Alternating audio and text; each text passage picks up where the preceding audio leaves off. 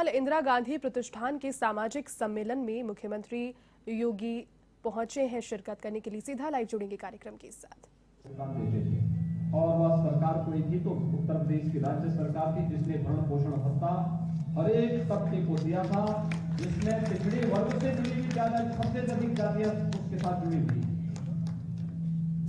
चाहे वह कामकाजी वर्ग रहा हो कोई भी, उन सभी के लिए हम लोगों ने भरण पोषण भत्ता दिया। और यही नहीं, कोरोना कालखंड के दौरान भारत सरकार से भी और राज्य सरकार से भी, भारत सरकार को अभी भी प्रधानमंत्री गरीब कल्याण अन्न योजना के माध्यम से हर उस गरीब परिवार को फ्री में राशन देने का कार्य कर रहा है। 15 महीनों तक ये व्यवस्था चल रही है। दुनिया के अंदर कोई देश नहीं दे रहा है, अकेले भारत के अंदर ये व्यवस्था है। प्रधानमंत्री मोदी जी के कारण व्यवस्था है। और उत्तर प्रदेश सरकार ने 2020 में भी 3 महीनों के लिए और 2021 में भी 3 महीनों के लिए अपनी ओर से भी फ्री में राशन सबको देने की व्यवस्था की। भाइयों बहनों, आज जब कोरोना महामारी के खिलाफ देश की इस लड़ाई को आगे बढ़ाने की बात आई, आपने इस चीज को महसूस किया होगा कैसे एक एक कार्यक्रम को आगे बढ़ाने का व्यवस्थित अभियान चलाया गया। मोदी जी के नेतृत्व में, उनके मार्गदर्शन में पूरे देश ने आज जब हम यहां पर इस सामाजिक सम्मेलन में उपस्थित हुए हैं तो भाइयों बहनों, हमें इस बात पर गौरव की अनुभूति करनी चाहिए कि इस देश के पास एक यशस्वी प्रधानमंत्री है और मोदी जी के नेतृत्व में आज देश 100 करोड़ लोगों को एक एक वैक्सीन का डोज देने वाला दुनिया का पहला देश होगा। सबको वैक्सीन, फ्री में वैक्सीन, ये फ्री में वैक्सीन और सबको वैक्सीन। याद करिए, इससे पहले भी बीमारियां आती थी, महामारी नहीं होती थी, बीमारियां आती थी, वैक्सीन नहीं बन पाता था, दवा नहीं आ पाती थी, लोग मरते थे, सरकारें देखने के लिए नहीं जाती थी। समाजवादी पार्टी की सरकार थी, गोरखपुर के बीआरडी मेडिकल कॉलेज में एक ही वर्ष यानी कुछ ही 2 महीनों के अंदर 1500 बच्चों की मौत हुई थी इंसेफ्लाइटिस से। उनके मुख्यमंत्री देखने के लिए नहीं गए। वे समाजवादी पार्टी के एक नेता के घर में मांगलिक कार्यक्रम में भाग लेने के लिए गए, लेकिन जो मासूम बच्चे गोरखपुर के बीआरडी मेडिकल कॉलेज में मर रहे थे उनको देखने के लिए नहीं गए। ये संवेदनहीनता थी। कांग्रेस की सरकार रही हो, सपा की सरकार रही हो या बसपा की सरकार, इन्होंने जातिवाद के नाम पर सामाजिक ताने बाने को छिन्न भिन्न करके प्रदेश को दंगों की आग में झोंकने का तो कार्य किया था, लेकिन किसी गरीब के साथ, किसी कमजोर के साथ कभी खड़े नहीं हुए।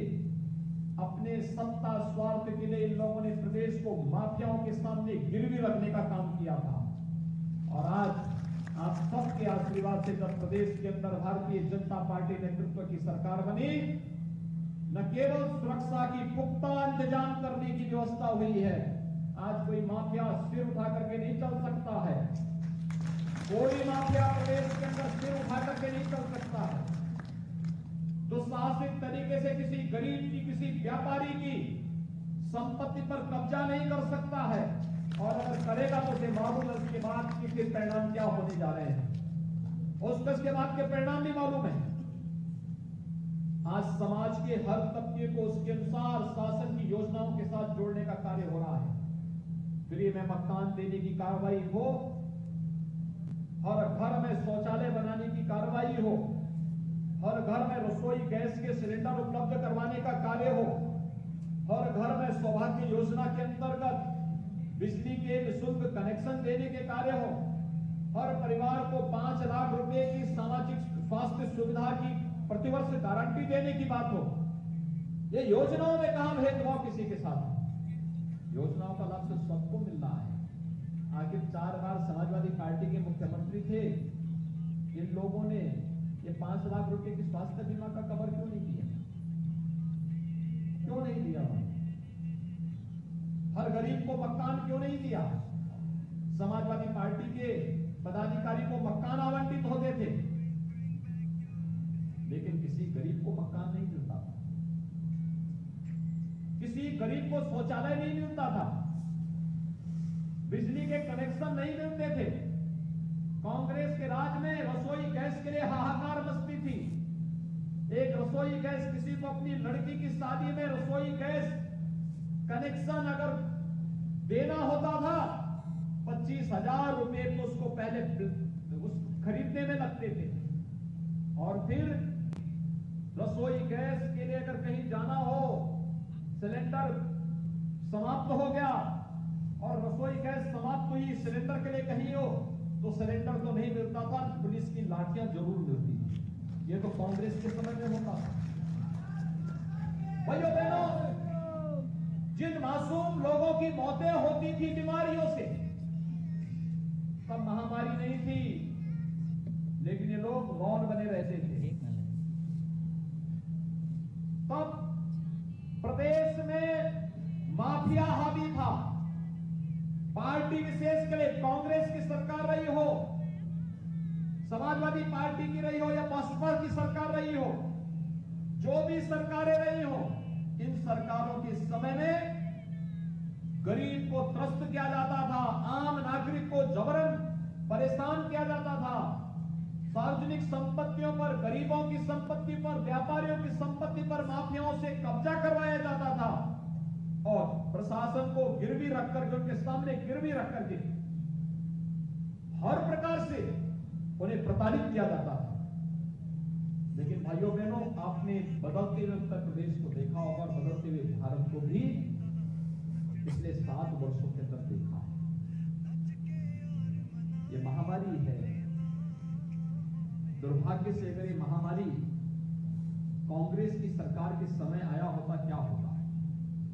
भाई बहन तितली भाग गए होते, भारत में नजर नहीं आते।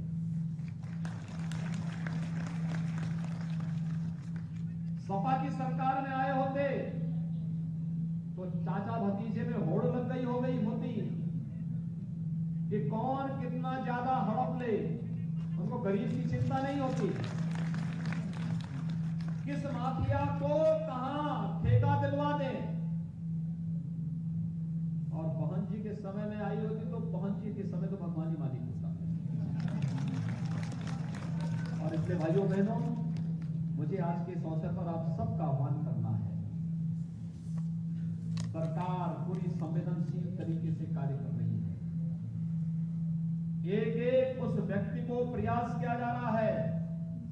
जनता से चुनाव लड़ने वालों को जनता से भी चुनाव लड़ेंगे। जो जनता से जहां पर संख्या के महत्व को ध्यान में रखते हुए कमी दिखती है तो वहां